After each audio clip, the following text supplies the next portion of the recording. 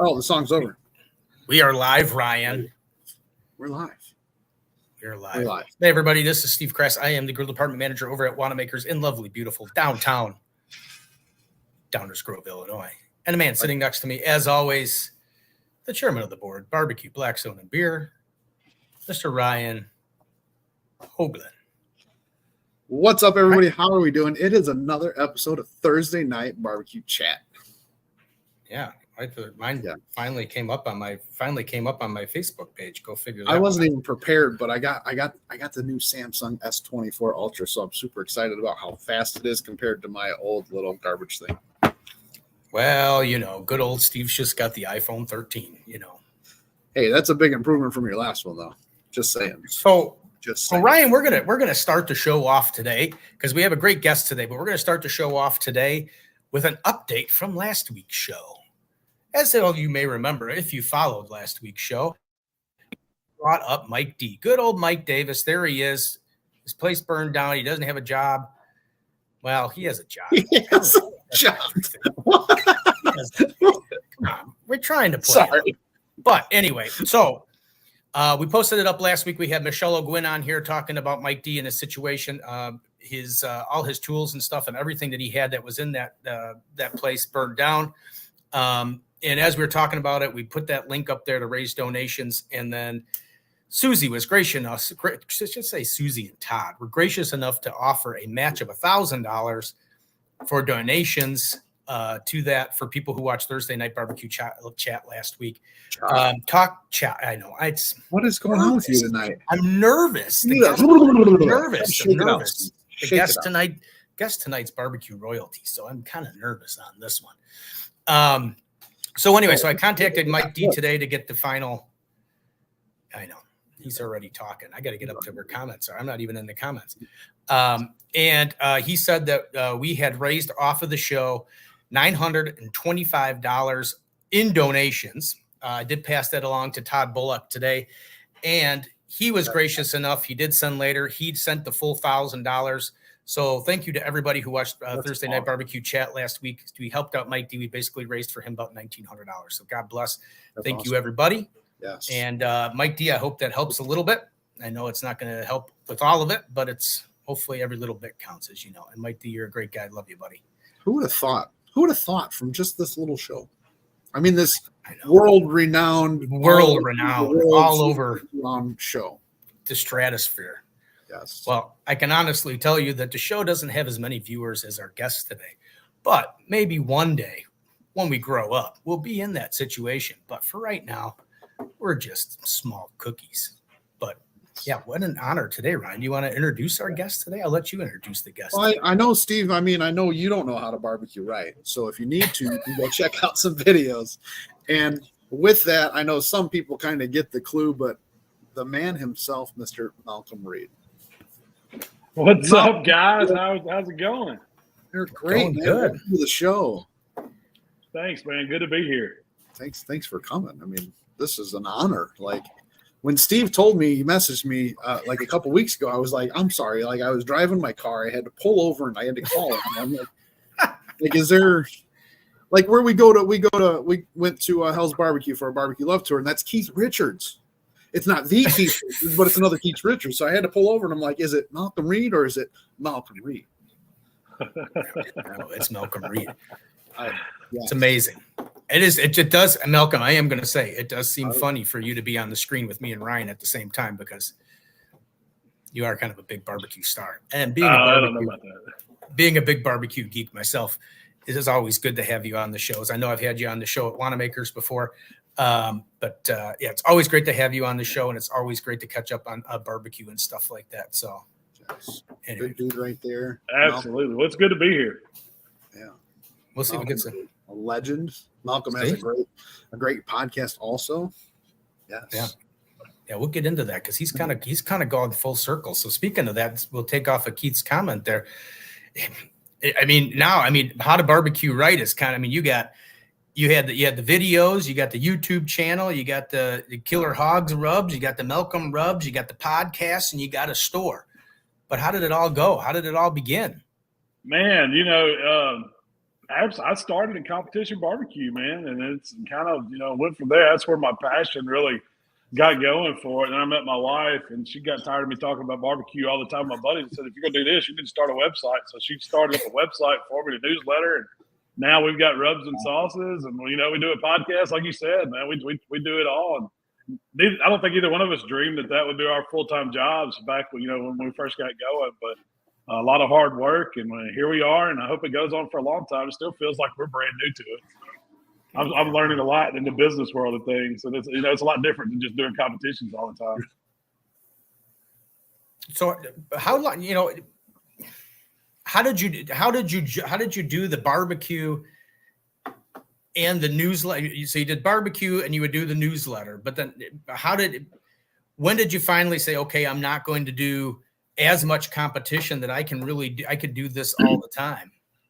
COVID pretty much put the brakes on competition. I was still doing a pretty good bit of them. I mean, I never was one of those guys that was going to cook 40 or 50 contests and run for team of the year or anything like that. I had a real job. I had to work, had to pay bills. And competition barbecue did not pay bills. I don't know if it does for anybody. You got to find something else to do. And you can spend a lot of money chasing that competition dream, chasing those checks and trophies. And so, I guess we had the foresight to see that, people were really getting into barbecue because people were subscribing to the newsletter and they were following us on YouTube and, interacting and commenting on everything. And we always had a lot of good interaction with just regular barbecue guys. And so we saw the need that I enjoyed cooking all the time, and I ran out of competition recipes to do. So we just started doing stuff that the everyday guy could do in his backyard. And I think that just kind of resonated. So it kind of built us up and gave us some credibility with people doing the recipes, and they actually turned out good when they recreated them.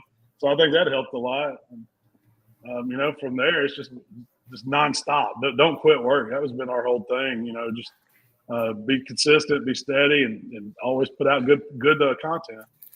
Yeah. I mean, we know you've done the contests and stuff like that, the little ones, the big ones, but we've got our viewer here. Mr. Keith wants to know how many times you've won Memphis in May. Oh, I've never won Memphis in May. I actually take that back. We won patio division in 2006, and then I've been on stage a bunch of times, but I've never took home that grand championship. So, and I don't know if I ever will. That's not part of my dream. Of course, I still like competition barbecue and everything, but I think I'm more of the everyday guy cooking in his backyard. Yeah, that's the fun of it. When it becomes a job, it's no longer fun anymore. Yeah. Fighting for it tooth and nail. It's the barbecue's family and hanging out and seeing everybody. Oh man, and that's what I enjoyed about competition barbecue. I really enjoyed that when we used to go to the competitions back in the day, and it was like a big family reunion. It was a big party. Everybody was having a good time. But now it's kind of gotten serious, and people have all got the big trailers and not coming out and hanging out and stuff like that. So I just I'd rather cook it more tailgate style. Do you go and cook with other teams, or do you go to Memphis in May, or do you just go there as more of just as an ambassador or just a viewer? Yeah, I mean, I didn't go this year. We did an ambassador event here for some of our people, but we did. I still go to a few of them here and there. I've judged some stuff too. I kind of I enjoy that side of it. But as far as the comps go, I hadn't done one. I guess it's Memphis in May last year. Or the year before last. Wow. We've hosted a few contests, and we did contests at the shop. We kind of got into that. We took we had a local contest here in Hernando in my town, and we took it over for a couple of years and built it up. And, so we still do some stuff like that, some organizing things. But. So we got Keith coming back again, says, what's your favorite item to backyard cook? Oh man, that's when people ask me my favorite item to barbecue, that's easy. It's a whole hog, but just to cook in the backyard, it's probably a good ribeye steak. No joke. I mean, I probably cook more ribeyes on a Weber grill than I do anything. Yeah. See those. But I'm a ribeye man too. So. He mentioned. Oh Jesus, Keith started early with the We're not griddle even 10 battle? minutes into the show. Oh, Jesus. Griddle battle. Griddle battle. Hey, I can throw down on the griddle now. I can throw down on the griddle, Ryan. Well, if Hold you're on, let Malcolm shot. Ryan will explain to you. He's got a whole spiel for the griddle battle. He sneaks it in here every week with this. Go ahead, Ryan. you have to, right? I mean, you say you took over your shop and started. You got to promote it as much as you can, right? Yeah. So absolutely. I mean, I started what is called the griddle battle. So it's essential a backyard barbecue competition, same as thought process, all on flat top cooking though. Oh, I love it. I haven't seen that, man. I thought, why not? It's genius. We've got all these other organizations. Whoa, Ryan's a genius. Let's black- not get carried away with genius. I mean, it's the a good flat idea. top. I mean, the flat top is a huge thing now. I mean, you see them everywhere. When you can go to Walmart and they've got 2 or 3 models, it's a big thing. Blackstone, I got you. He's also I'm part of the Blackstone Griddle crew, so yeah. I do a lot of cooking, and I mean, you mentioned taking off everything from COVID. COVID is when I started my group, Barbecue Blackstone and Beer, and I mean it's taken off from that as well too. I mean you start cooking, you start a Facebook group, and it just takes off, and it I don't know how many followers It's All About the Barbecue has, but it's growing. So we've with the griddle battle, we've done a couple competitions. We did 2 competitions last year. We got one coming up in September this year. So it's a different world, and if it can take off, I'd love to do it full time. But it's got to get to that point before I can even consider it. Yeah. Well, I think I own 3 different. I definitely have a Blackstone. I've got one of the Webers, and then I've got one of the small portable Blackstones. I probably use that one more than I use any of them, just because it's convenient, it's handy, you can take it with you. Yep, throw it right in the back of the truck and go. That's Even right. in the back of your car, whatever you're looking for. But yeah, so I mean, we do a couple different categories. It's not where you're going to your KCBS competitions where it's your typical 4 meats. Like this is this year we're doing breakfast category, a copycat category, and then dessert. Yeah. So it's just no smash burger category. We did that. The first one we ever did was down in Eureka, and we did a burger category. And I honestly don't think we had one smash burger in there. Wow. They were all pretty different, but they were interesting to see what people can. I was glad I wasn't competing in it because some of the things that people came up with, I was like, whoa, I didn't even think about that. But it's up and coming. We can definitely talk more about that later, but I don't want to take over the whole show. It's not about me. For once, he's declining to make it all about him. But anyway, Keith had a follow-up comment, though. He did say Malcolm's got a great wing recipe for the griddle. Tell us about that wing recipe. That sounds kind of interesting to me. That was one. I was just trying to come up with something totally different. And could you actually cook wings that were decent on the griddle? And yeah, absolutely you can, man. I mean, that's it's all about just cooking them to the right temperature. So all you need is a heat source. So what's the difference? So I didn't do anything crazy. I mean, I think I may have tossed them in some mayonnaise or something, seasoned them up good so they have that kind of an oil base. But other than that, I just cooked wings, and you just keep tossing, just keep burning and turning them, just like you do anything else until they get done. And then you can toss them in whatever sauce you wanted there at the end. But it's nothing really top secret or hard or anything. Yeah, because he's done it from all from the recipes. He's tried them. Yeah, if anybody else has a comment, and don't let Keith be the only one talking, because don't let that fool you. I don't think it's the best wing. It's not the best wing I've ever made about anything, but you can do it. But you can do it. It's just not the best. It was a great wing recipe. Yeah. And then make sure you bring enough salt. That's a whole other story about a griddle battle, but it's a griddle battle. Aaron Kessler says he follows and uses a lot of Malcolm's recipe. And Thank then you, the one and only Michelle O'Gwin. Hey, there's my friend Michelle. Yeah. Hey, Michelle. Michelle is amazing. No, that was go ahead. Sorry. She's a heck of a pit master right there. No, she says she fills in for Ryan when he decides that he needs to take a day off because he gets overstressed from the hard work of the show. So he makes me do the show by myself, and I have Michelle with me. Yeah. So love your content on TikTok. My content or Malcolm's content? I didn't know whose content you were talking about, but I don't know. Malcolm, are you on TikTok? Yeah, we do a little on TikTok. Yeah. I try to hit all of them. Man. Oh, I've been trying to do that lately. Geez, between trying to do the Instagram, the TikTok, the YouTube, and Facebooks, and man, it's getting more and more. I mean, you pretty much, was it YouTube that you started with? We started. Well, the newsletter actually started it, and then when YouTube came out, I mean, I was brand new to it. There wasn't really a whole lot of people in the barbecue industry making videos like that back when we started.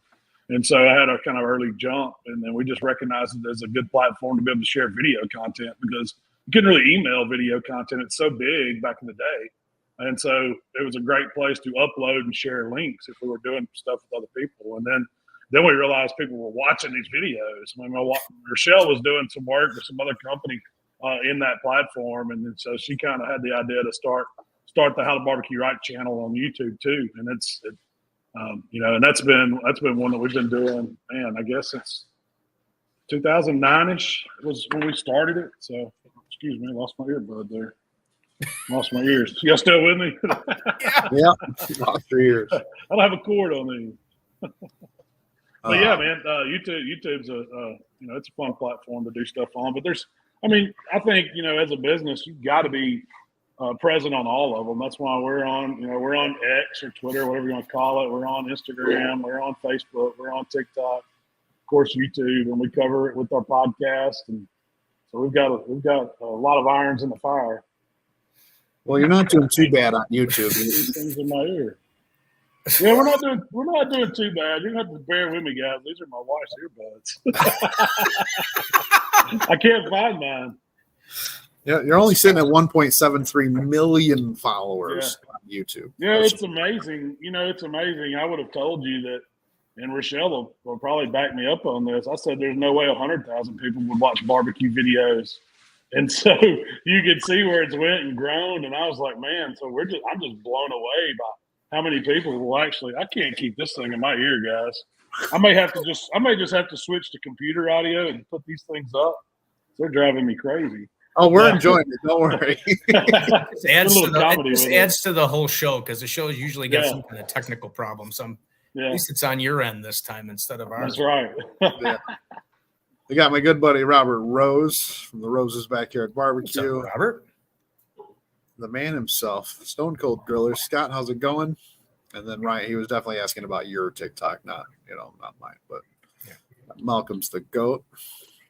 Oh, yeah, we've actually got a few more people on TikTok, I think, than we do YouTube. It's crazy. I guess the young people like it. Yeah. When do we see Stephen T. Crass on Snapchat? I don't know. No, that's one I don't do. I've barely figured out Instagram, and I maybe Snapchat will be next year's project, but we'll see. Actually, I got more followers on TikTok than I got on any of the platforms. So I don't know what we noticed it really quick that when people's attention span has changed since all the short form content came out, and TikTok's just the perfect platform for scrolling, just for constantly going. So when you only have a few seconds to catch somebody's attention on it, it's a challenge to do it. But a lot of people are watching short form content now. You see it translating to reels and to shorts on YouTube and stuff like that. So that's something it's really interesting when you pay attention to where the eyeballs are, and you see where people are spending their time. Well, I can guarantee you that your earbud challenge will be on my TikTok. Yeah, that'll be a good one. Yeah, TikTok views. Yeah. You do have it. You're 1.8 million on TikTok. Yeah, so you got more on TikTok, and then YouTube's been around longer. But you're probably right. It's the what made the generation that wants to just flip through and go through the videos. Before we get to Keith's comment, I want to ask, how doing the YouTube for so long, how did you keep the content? How do you come up with fresh content to keep? You've been doing it for a long time. Yeah. Well, I have to keep a list going, and when I get an idea, I have to keep. I've got notes in my phone that are like recipes to do. We keep spreadsheets. She'll see something out there, and she'll jot it down and say, "Hey, you ever thought about cooking something like this?" And it just gives me kind of a reference to come up with ideas. But there's so many things out there that I haven't cooked And I've always been one of these cookbook junkies where, if I was at my grandmother's house, I'd be looking through Granny's cookbooks, or my mom had cookbooks. I'd be going through them. And I was just always a fan of the Food Network, these cooking shows. I know you guys probably remember some of them that were on TV, even some of them, on PBS. I'd watch those as a kid. I was just into cooking. And so it kind of gave me inspiration, and it helped. I think it helps me when I see something, like it might be something that somebody's cooked in the oven, or somebody's done a different approach to a recipe indoors. How could I take that and adapt it to cooking it on a grill or cooking it outside over a live fire? And I just have fun with it. Yeah, talking to shows, Ryan. I don't know if you remember. Mine was Julia Childs and Justin Wilson, the Cajun cook. Oh, love Justin Wilson, man. His shows were great. That's classic. I guarantee. Yeah. That's probably way over Ryan's age group there. Yeah. You make I'm just some of those old nodding my head a little bit. Yeah. Oh man. You got to search those up, Ryan. Well, at least the Justin Wilson ones. That he was like one of the original down south Cajun cook. I mean, that was a whole different. I mean, that kind of opened up that whole style of cooking to people on TV. He was legit Cajun cooking on TV. This was way before Emerald. This was a long time ago. Yeah. Emerald, I know. Sorry. Yeah. Bam. Sorry. We'll go back to. That's right. Go back. I'm going to get back to Keith, but I was laughing and I had a grin ear to ear because Michelle said, "You don't want to see it on Snapchat." Probably not. Yeah. And then Keith popped up another question. So let's talk about his rubs. What was the first one he created, and where does he see his rubs going in the future? Wow. The first one was the barbecue rub. That was the very first one that I started with, and me and my brother were cooking contests, and we were making our rub fresh because you got to get a leg up on everybody. And back then, it didn't seem like there was as many commercial rubs out there. I mean, I remember seeing butt rub in the stores, and I think one of the first ones that I was really buying was Plowboy's Yardbird rub. That was in my early competition days, and everybody had number 5. That was what Flavorama number 5. That was one that was real big in the Memphis area. And we was like, man, we're not just going to use that straight out of the package. That's what everybody else is using. Let's make our own. And so we started creating the seasoning, and we started doing pretty good with it. So as we go to contests, people would ask us to make them a pound or two or something, And so we just started doing it, and it got to where it was busy enough to where I had to take it to a co-packer and figure out how to bottle it. And then we started. I didn't think I'd ever sell that first pallet of rub. I remember when it showed up at the house. I was like, there's no way. What am I going to do with all this? I just invested this, couple $1,000 or probably maybe more, a little more than that in that first pallet. And it looked like just this massive amount of rub. And man, we blew through that and hadn't looked back. So it's been pretty good. As far as where it's going, we're still developing new products and finding new wholesalers, the little mom and pop shops. And we've got pretty good distribution with some big box stores now, and we ship it worldwide. It's going to hopefully continue to grow.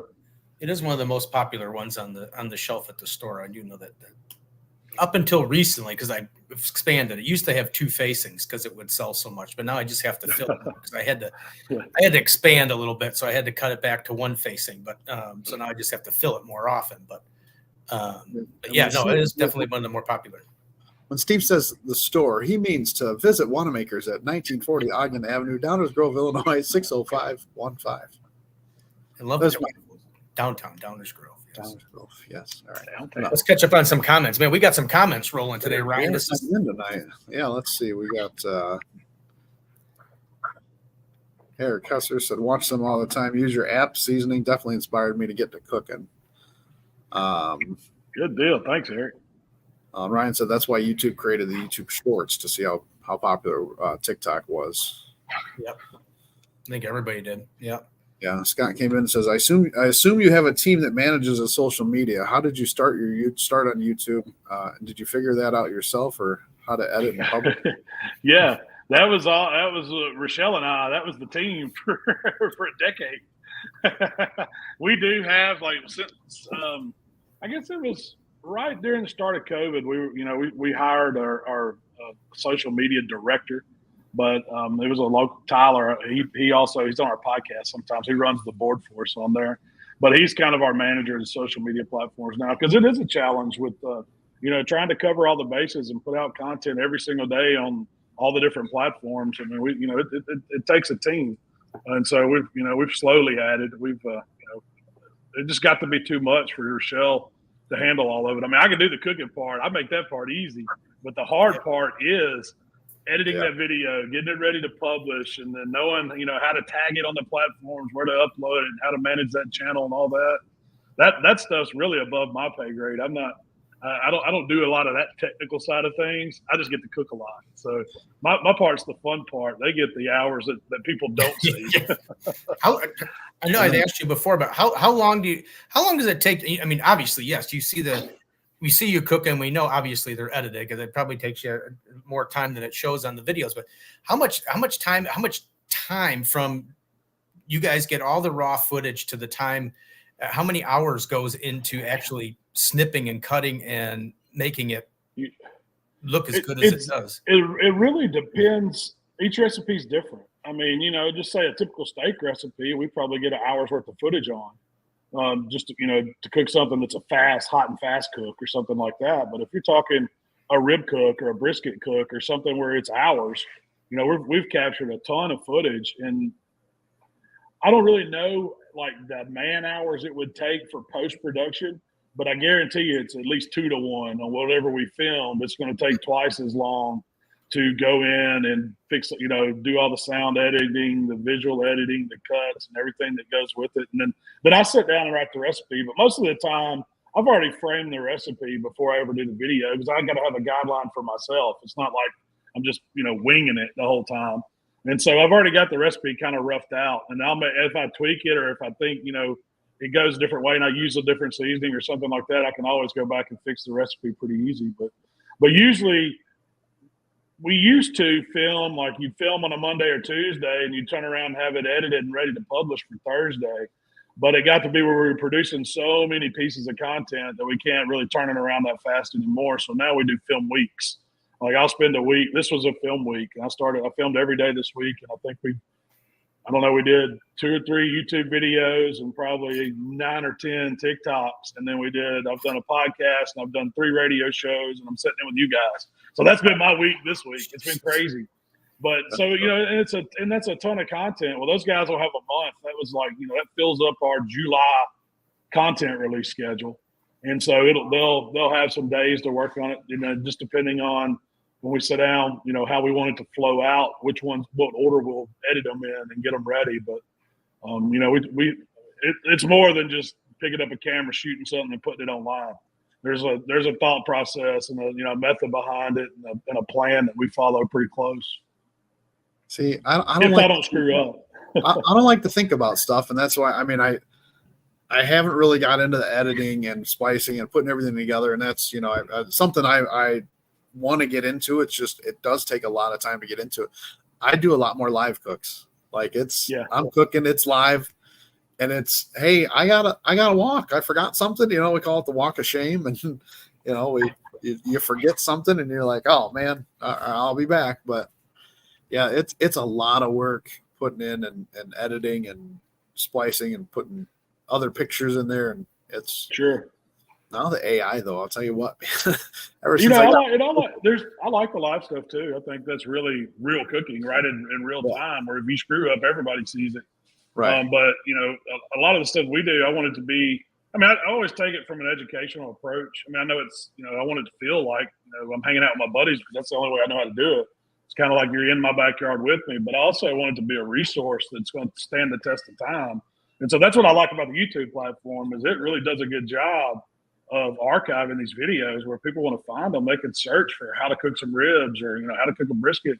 And there's all these videos that have been there and you might go back and watch one that's 10 years old and it's still something that's helpful for you. So I like that approach of doing an edited, video that you can put up there.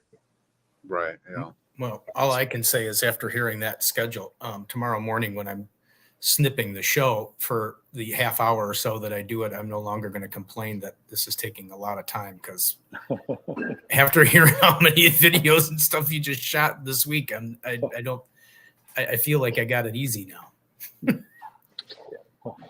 I'm going to get caught. It's not like that every week. It's not that. This was an. Well, I know, but still, man, that's a lot of. That's a hefty schedule. That's a hefty schedule.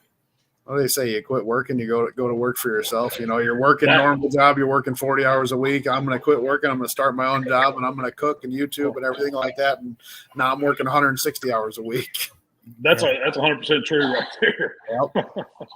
I work way harder now. It's like 24 hours around the clock. It doesn't stop. What do you got, Ryan? You got more comments? I was just going to get caught up here. It says, great chefs of the world and the OG Iron Chef. Oh, we had that. Michelle says she loves the Yardbird. And we got RXTX. Why is it not coming up there? There it is. Says, what's up? Michelle says she uses four of Malcom's products in her comps. That's why she wins so much. I know. I don't even know. Because she just had the bitches of barbecue. I didn't see who the winner was. I don't know. I didn't get to see who won the bitches of barbecue. Yeah. She didn't. I don't think she posted the winner. And either that or I didn't pay attention. So we got my buddy Big Country, another Griddle crew member there. Keith again says Ryan is a modern day Ron Cohn. Ron Cohn. Oh Jesus. Yes. Country says love your videos. My little bit of reels I do definitely take time. Yes. It's a lot of work. I'll confess. Here we go. Let's not talk about the eggs. All right, just leave the eggs out of it. Good old Phil's in. Hey, Phil. Phil Rosa, how we doing there, sir? Welcome in. What is your absolute favorite thing to cook, and what is your absolute favorite thing someone else cooks that you love? Oh man, my favorite thing is whole hog, just because it's such a big undertaking. I get to hang out with my buddies, and we're usually popping a few cool ones back, and you get to feed a lot of people when it's done. You know, that's so the whole hog is kind of like the big undertaking for anybody. I feel like, and you can't call yourself a pitmaster if you can't cook a good whole hog. But favorite thing that somebody else cooks, man, I'm probably gonna have to go a good old crawfish boil on that. I love the mud bugs, man. Nice. I've never been to one. I really want to. That's on my bucket list for sure. Oh man, you talk about a good time. And they're delicious. Oh, there, Michelle's got the winner of the. Daniel says he loves cooking whole hog here in North Carolina. They do some good ones over that way. That's for certain. So the winner was Sonia Henry from Birkenstock. So y'all didn't see it on that Ain't It the Life page. I saw pictures of the event, but I didn't actually see who got to see who won. So. And the best part about it is they raised over $5,000 for domestic violence victims. So that's excellent. That was a good week all around. Oh yeah, Keith's got a kind of an interesting question. I'd be curious of that question myself. How often does Malcom get noticed out in the public? Probably more than I really like. I still hadn't got used to that, you know. But I'm very appreciative, man. I take the time to talk to anybody that wants to talk to me about barbecue, because I mean, that's really what I like to do is cook and talk about barbecue. So if anybody takes time out of their day to watch the videos or try the recipes, it means a lot to me. Oh yeah, that's the biggest appreciation that you can get is somebody saying, "I tried your recipe and it was amazing." Yes. You know, I cooked it exactly how you did it. That's all. That's how I'll do it for the rest of my life, you know, or something. I know it's not me. I know Steve can't. He can't even go out in public. I mean, it's no. I was just always curious of that because I know we live in the barbecue bubble, and I know Malcom. I'm a big fan of Malcom's, and obviously, like I said, being a barbecue geek, it's an honor to have him sitting here talking to us. But I'm just curious. I mean, Trisha's my girlfriend. She's not totally in the bubble. She's kind of half in, half out because she just tries to make me happy to do the things I like to do. I said, "Oh yeah, Malcom Reed's going to be on this week." All like excited. She's like, "Who's that?" So it's like she does, so she doesn't. She plays along. She goes, "Oh, that's great," but what does he do? And I got to explain and I got to show all the pages. I don't know if it really gets her happy or not, but I mean, she makes, it makes me happy so that she enjoys it. But I was curious. I mean, that's good to see that there's other people that recognize you from outside the barbecue bubble. That's kind of neat. Yeah.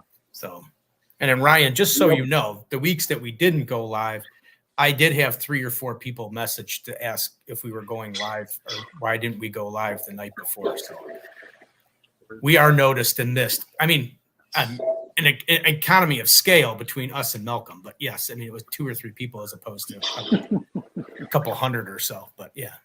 I run my local community. We call it's our Yorkville area dads page. So I get noticed out here a little bit, but outside of this bubble, it ain't much. But Daniel came back on his whole hog out in North Carolina. I said, yes, vinegar based all day. And he said he would love to have a beer and talk barbecue with you. Man, if you're ever in Hernando, stop by the shop. There you go. There's your you got a personal invitation, Big Country. Go take it up. Go take it up. It's real easy to find. There's even a sign that says that the exit. I mean, not to his house, but it says in the town. For Hernando. Yeah. Hernando. This is it. Yeah. That's a great county. And I told the story 1,000 times. It's the winningest county of barbecue in the country with all the champions that are there. So it's amazing how many people from DeSoto County, man, cook, world champions and excellent pit masters. That's that's part of why I got halfway decent, because when you go to these contests around, you're cooking against all these people and everybody's top pit masters. So if you're gonna get your teeth kicked in, you got to learn to cook. You're kind of forced, and so. Yeah, I mean, there's a lot of who's your of all the people that you cook around there, because I know I've seen you with a few of them doing cooks. Who's your favorite person to cook alongside? Man, I can't pick one on that. There's too many good ones, but Michelle O'Gwin. Yeah, definitely. Michelle O'Gwin. The Shed's probably one of the funnest to be around. They always have a good time. So, and they're Mississippi team too. So, there you go. Yeah. What is that? A Central Hackett? Yeah. That looks like a Brad special. That's it. And they even got his signature on. Yeah. I see. They were on the show. They were on the show a couple of weeks ago, about a month. Oh, good deal. Yeah, man. Brad and Brooke and Mama Shed and Daddy O, man. That's a good bunch of people right there, man. Yeah. You got to remember flatbread though. Yeah. Flatbread. Yeah. Maybe that'll be a show in August. Maybe we'll interview Flatbread. Flatbread. Flatbread. She says you haven't cooked together yet. Yeah. Well, maybe she'll come. Daniel Anderson for next year. Came back, said that's what I'm talking about, and he said you are welcome anytime in his man cave in North Carolina. And I'll tell you what, I've been there. I'm on the wall. Oh, awesome! Saying, I am on the wall. 2 years later, still there. Another story.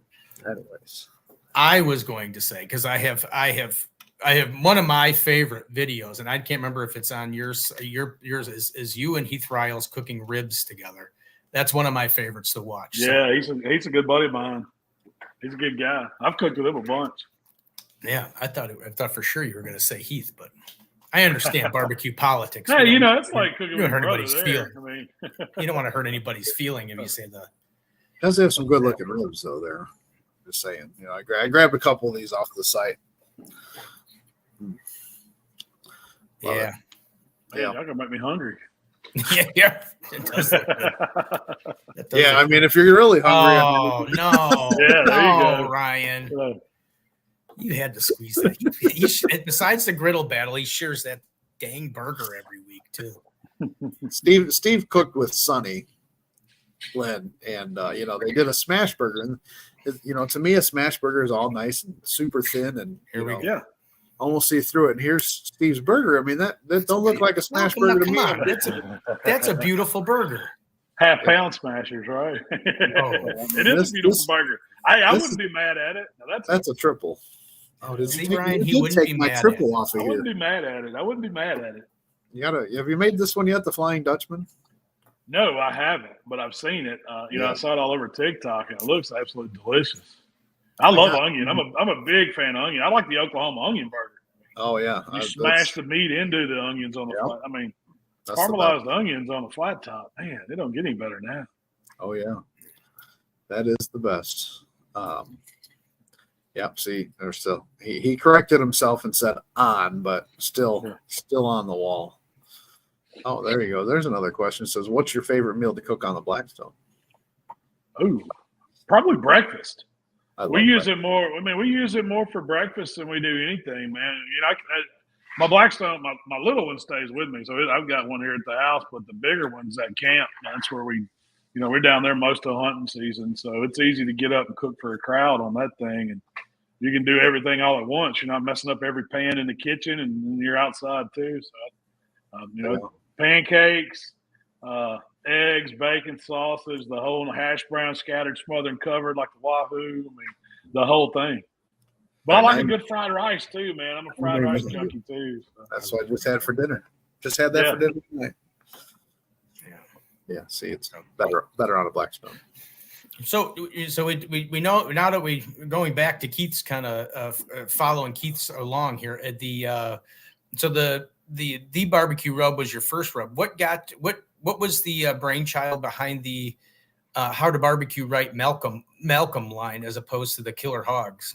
Well, we were doing stuff in the barbecue, and I felt like I had some really good barbecue products, but I like to cook a little bit of everything. And so that was just a way for me to branch out and get out of the barbecue realm a little bit and make some seasonings and some of these other cuisines that I love. I mean, me and Shell, we usually take a vacation every winter and we go down to the Caribbean. I fell in love with jerk chicken, jerk fish, jerk tacos, anything with those flavors. I really liked them. So I kind of came up with that seasoning, and then love cooking Mexican food. So that's kind of where the Grande Gringo came from. And then, so the others just kind of fell in line, and I was just trying to do something different, man. There's a ton of great barbecue rubs out there, and I just didn't see the reason to to keep making. I mean, I've already got the best one, the barbecue rub, so I don't have to do too many more of those. so why not experiment in some other stuff? And so that's kind of where that went. That's cool. That's cool. And then you got your own line he's got if anybody hasn't gone and searched on his either online or his page or whatever and seen all the products, he does have Malcolm's got a huge wide range of products on there. And one of the ones Mark Williams, I believe it is the guys that does the order. Back then he took the orders. I just now learned that when you order wholesale, they have their own wholesale portal now for Killer Hogs products. And the Malcom that's line. Brand new. Yeah, that's brand new because we're just testing it with a few of our wholesale. So if you got the invite, you're one of the good select ones that gets to help us try. It worked like a charm because I sent the order to Mark, and obviously in the polite Southern way, he says, "Well, we are doing this new link thing, and I say, awesome, let's try it." I did it, boom, boom, zang, zang, it's done, and it's great. I just feel bad that now he's left out of the equation a little bit, but that's all right. Well, no, he still busy. Has to look he has to look at every one of them that comes through. So he's so anyway, he's so one really time I was asking him, I said, okay, what kind of new products do you have that I don't have? I mean, I got the Killer Hogs. At that time I had a limited selection of the Malcom stuff before you came out with the next batch of it. And he said the pickles. So we did get into pickles. What is the basis behind the pickles, and what brought that into the line? Man, pickles go with barbecue, and I'm a pickle junkie. I always have been. So that's kind of what got me to thinking. I got to, playing around with some recipes where they were not just your standard pickles. I wanted something that was more of a, homemade style. And so that's kind of where I went with them. And so I came out with one that was kind of really sweet, really spicy, kind of like a bread and butter pickle. And one of them's like a cowboy candy where it's got pickles and jalapenos in it. And then we decided to do a hot dill pickle. And then I've got a big dill pickle that's just like a classic dill. And then we did crawfish pickles. That was the one that's unique that I hadn't seen hardly. I don't know many of those out there on the market, a crawfish pickle. And we got that idea from putting pickles in our crawfish. When we boiled shrimp or crab or crawfish, we would, you throw vegetables in the pot to flavor the water. And we always put dill pickles in it just because it gave it a good flavor. And the pickles soaked up a lot of that crawfish flavor. And so that's kind of the essence of those pickles. So if you've never had crawfish, you can try those pickles and you'll get an idea of what the flavor, what the seasoning would actually taste like. So, there you go. And if you like pickles, you got to like pickles. Yeah, I like pickles. Yeah. No, it was kind of funny because every time I look at it, I think the Sweet Fire, that seems to be selling the fastest. And every time I make the comment to myself, like, wow, it looks like the Sweet Fire's really doing better. Because I think the other one I have is the garlic. And then someone comes in and buys 2 or 3 jars of the other one. So it's like, what I like to do with the Sweet Fire is put it in a little food processor and turn it into a relish, and it makes it makes a really, really great for dogs or sausages, man. On a bun with that and some good grainy mustard, it is so good. There you go, Ryan. You could put that on one of your burgers. You could come in and buy a jar of pickles and then just mix it up and put it on your burgers. Yeah. I was, with that look on my face, Steve, I'm working here. He's working. He's working the technical angle. Yeah. But, I was listening and getting more. Listening and trying to find some new stuff. And then I don't know if many people know that you have it out there. I actually. No, I was behind. I just that's the crawfish. Yeah, that's the crawfish pickles. No, but I mean, he also has. I don't have it in the store anymore, but I got to order a new. It was a test to see which one would sell faster, and the regular one sold faster than the spicy. But you make sausage stuffing. That's we making our own country sausage. That's been something that's been in my family for years, and we've always my great granddaddy had a smokehouse where they would slaughter hogs, and they'd always make their own sausages, do their own hams, things like that. And so my mom loves making sausage. So I was just taking her recipes and adapting them into something that we could market. And that's how I kind of came up with those. But it turns out they're not just great for making country style breakfast sausage. It makes a heck of a rub for pork butts. It's a different flavor. And you mix a little brown sugar with it, but man, it puts a crust on there that is phenomenal. If you've never tried sausage seasoning on a pork butt, I highly recommend it. No, I was looking through pictures and I was getting the crawfish pictures. Then I seen Steve's pickles on there. Sissy pickles. Jesus Christ. Those are like classic bread and butter, really sweet. The crispy, sweet pickles.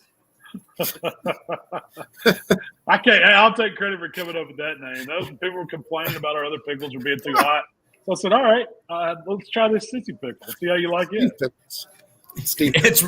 It's rare, right? It's rare that you zinger me, but you got me on that. I don't even have anything to come back with on that one. It's rare. Wow. I don't even know what. Now I lost my whole train of thought. That was so funny. Jeez, Louise is right. You're pretty, Ron. You're quick with finding these images and throwing them up, man. I'm pretty impressed. I try my best, and I don't even have a mouse. I'm using the stupid square pad on my laptop. It's terrible. Yeah. What is? Oh, Michelle says she plans to co-host the next show. Oh, why am I getting kicked off? Well, after that comment, you might be getting replaced, but Michelle's not as quick on the technology side. I think her and I kind of struggle on the technology side when we're on the same show. Not a lot of pictures go up when she's on the show.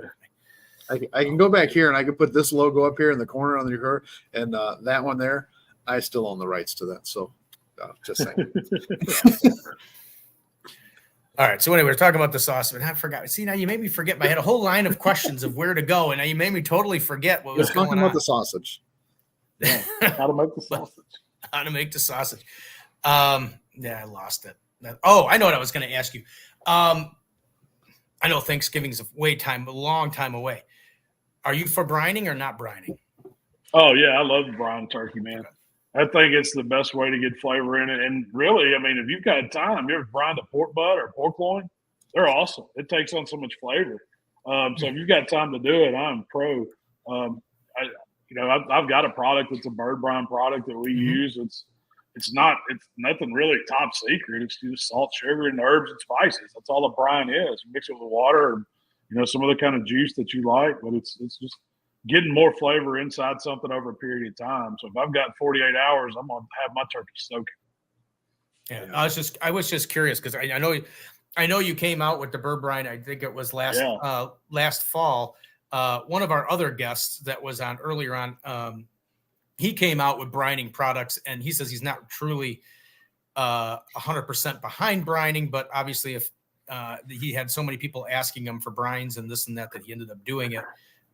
He prefers injecting. And I was just curious if you were in that same boat that you were just getting in the brining game, because that's what people were asking you to come out with a brine. But no, man, that product's been out. Shoot, I bet 4 or 5 years now. You may have just found it last year, but it's been out a while. Oh, has it? Yeah. I don't know why I didn't see it the year before, but I remember. Well, has it always been in the round container, or was it in bags before? No, it's always been in the same container. Yeah.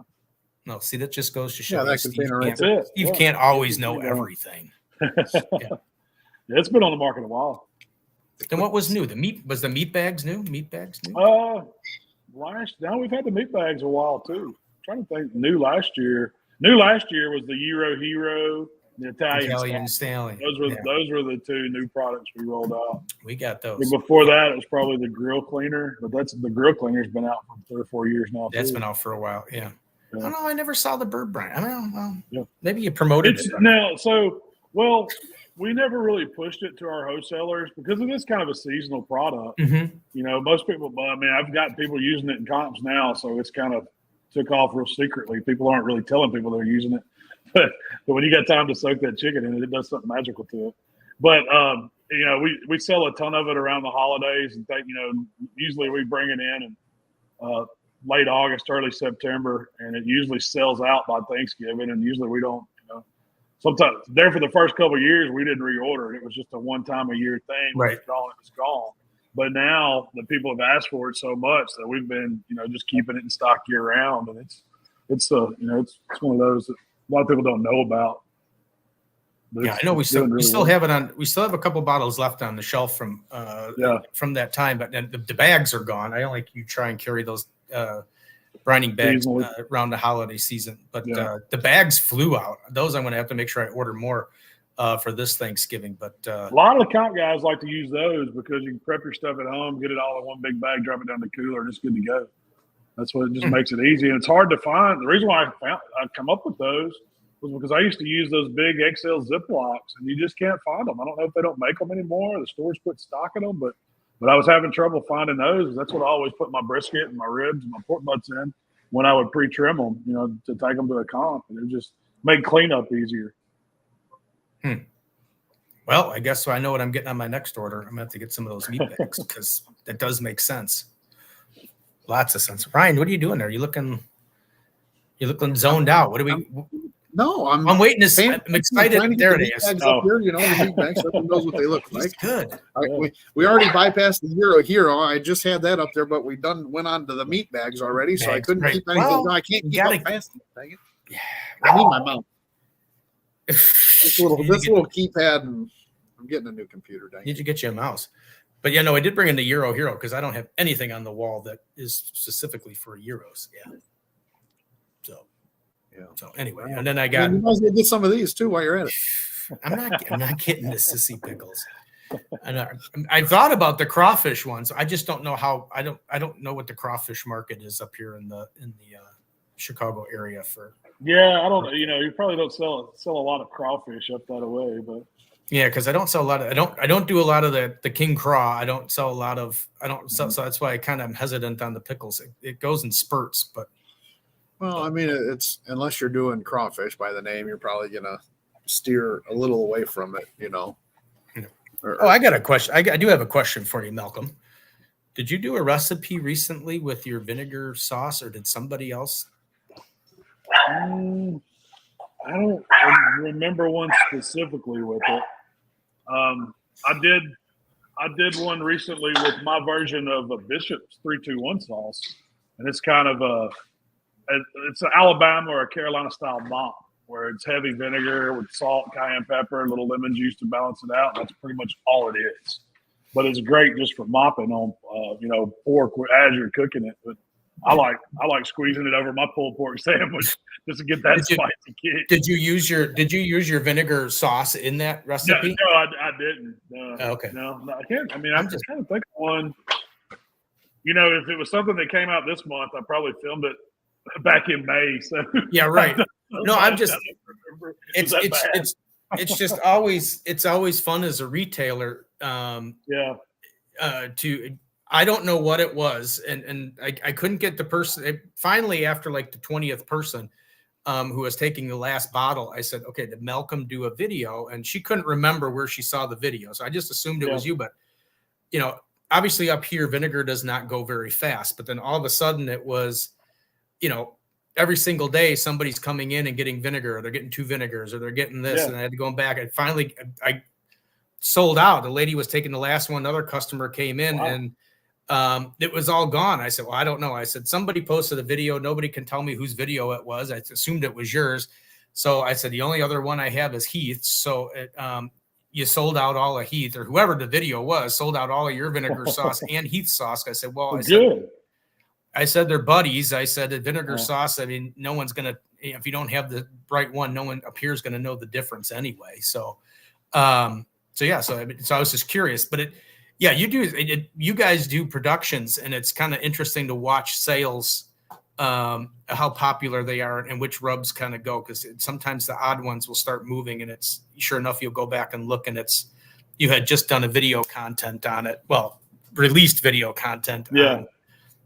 So keep that in mind. Now, I usually have to let people know when we're gonna. That was one thing we wanted to do with our new wholesale portal. Was it's an easy way to get you guys information on when I'm going to be putting out certain videos, so you can have a warning to where you can stock up, because it's crazy how product does move. Once a video drops, it's going to wipe the shelves out. So we see it all the time. Yeah. Give me a It's little. a good thing, though. It's a good thing. Creates demand. No, it's a good thing to have. But I mean, if that portal will allow that to happen and say, okay, this is what's projected, so that you can order accordingly, that would be fantastic. Because if I would have known, obviously, as we know now, it wasn't your video that. So you could say thank you to whoever. Steve, we could test that with the crawfish pickle, so I can do a recipe. I was just going to say, we throw out right now. If they'll sell in Chicago area, everybody now is one of the Wanamaker's. But man, if I would have known that vinegar, I would have put I ordered 2 cases this time just to make sure that I had extra, just in case that it kept going. It would have been neat to have some. I mean, man, I bet you I could have sold 3 or 4 cases of that stuff just because I don't know who did it, but it moved. Whatever it did, they liked your vinegar sauce because it moved a lot of your vinegar sauce. Well, I'm glad you said that you're doing that on the portal, because I mean that's kind of. I was just thinking that'd be kind of neat to go, hey, this is the next video that's about to come out next month, or this is the next 4 or 5 that are going to come out. That's how we envision it working. It's just gonna be a better tool for us to talk to the people that are supporting us buying the products. I mean, so anytime you can do that and have better communication, it's gonna help us all. Yeah, no, I agree. I totally agree. Especially in the snips. Michelle says it's a great idea. Then it's definitely a great idea. Yeah. I don't know. She's going back to the co-hosting. She says you don't give me that level of access. I don't know. Is that to the to do all the technical stuff? Well, it's there. She just doesn't have to be. She has to be trained on that. She might be doing it on her cell phone, which is harder to do on your cell phone than it is to do it on the computer part of it. My good buddy Terry White stopping in says, "Good evening, guys. Just finished cutting the grass. We'll watch the replay." That's cool. It's always good. It's always good on replay. So. What do you get? Well, I see you get the zero sugar sauce came out. What's anything else new, exciting down the thing that we can? I don't have anything right in the immediate works right now. We did a white barbecue sauce as well, and it's doing pretty well. The manufacturer that makes it for me, it's on a smaller scale, so the amount they can make is kind of limited. So that one usually goes pretty fast between batches. It takes us a little bit of time to get it back in stock, but it's been doing pretty well. But as far as new product development, I haven't worked on just a whole lot lately because I just haven't had time. But I wanted to get into the wing stuff, so that was one thing that I've had on the back burner, doing some various wing seasons. I'm a big wing junkie anyway. That's one of my favorite things to eat, is chicken wings. So. But there's nothing better than hot wings and a cold beer watching a ball game. So I may dabble in that a little bit, see if I can come up with some good products. We've been working with some people down in Florida, actually doing some pre-season, pre-marinated meat and things like that. So we may be rolling out some of that stuff in supermarkets and some of that. There may be some chances for online retail with some of that stuff too. Yeah, I'd like to come down there and have a wing eating competition, because man. Yeah, man. Hey, I've never done a wing eating contest. I don't know, but man, I'd 20 of them. I'd sit there and I'd knock a 20-piece out. Wings. Yeah, I'd sit there and have wings.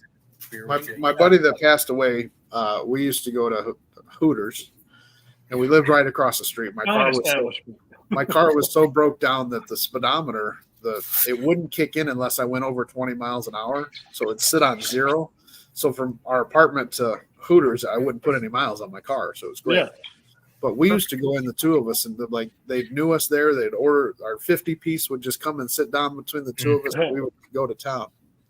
But I mean, since we're getting on wings, I know we're coming up towards the end of our hour here, but wings or flats or drums? Oh, flats is where it's at, man. I'm a flat man. Yeah. But I really like the whole wings. So if I have the chance, I'm gonna get the whole wing, best of both worlds, and that's usually how I cook them at home. If I'm out, I'm ordering party wings and flats. If I'm cooking them at home, I'm doing the whole wing. Yeah, that's how big. Like they stay juicier. They're not cut, so you're not. It's a juicier wing to me. Yeah, you can peel. I'm a flat guy. Yeah, you don't peel them. You got to take but if you have the whole, wing. Yeah, if you have umbrella, pull one bone out, push it down, take it off in one bite, bones clean. That's it is. I'm a blue cheese man. You got to take that little split, split there, and pull that one way out. Pull that little cheese and wings. Let's go. Yeah. Yes. I want to go get some wings. You should. It'll be a good time, bro. All right, Ryan. What do you think, buddy? You think we've tortured him enough? On our hour. I don't know if Malcolm's probably, I don't know. He's probably going to cancel the rest of his shows this week because there's no. No, this is it, man. I'm done for the week, and I'm gonna. Perfect. I'm gonna start planning out my 4th of July cooking next week, and just lay back this weekend and relax and get ready for the holidays.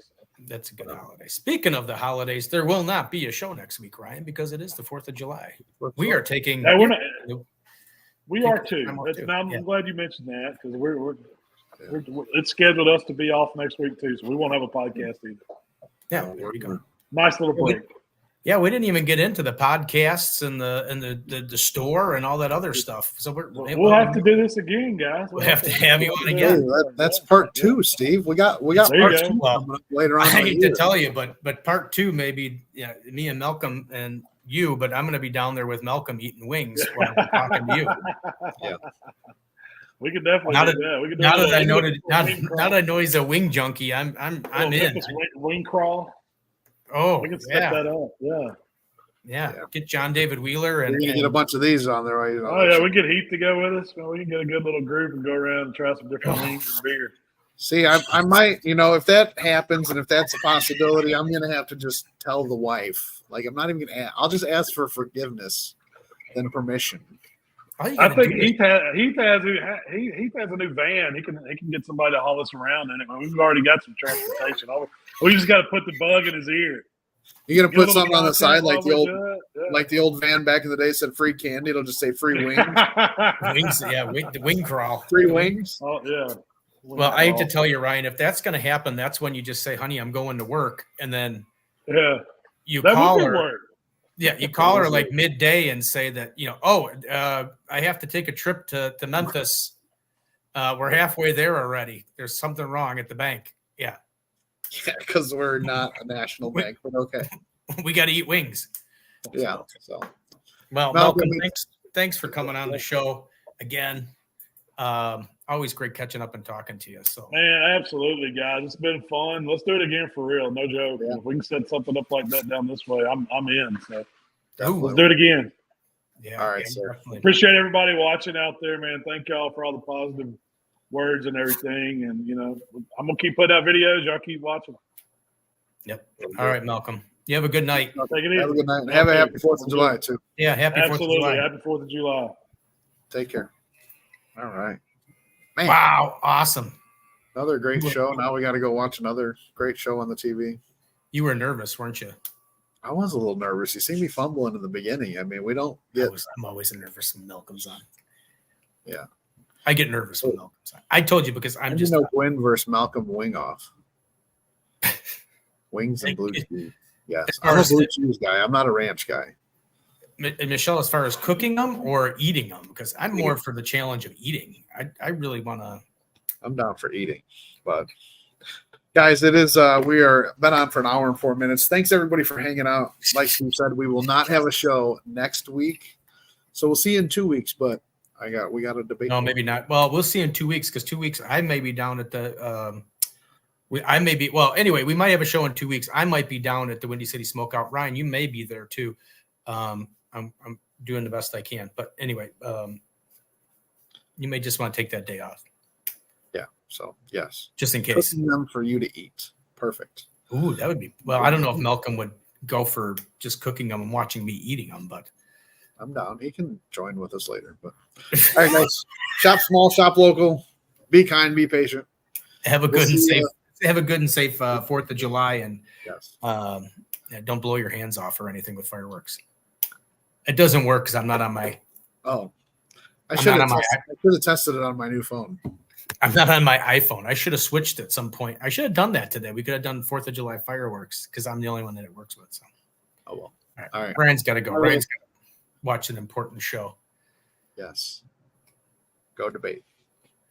Hopefully. See you guys later.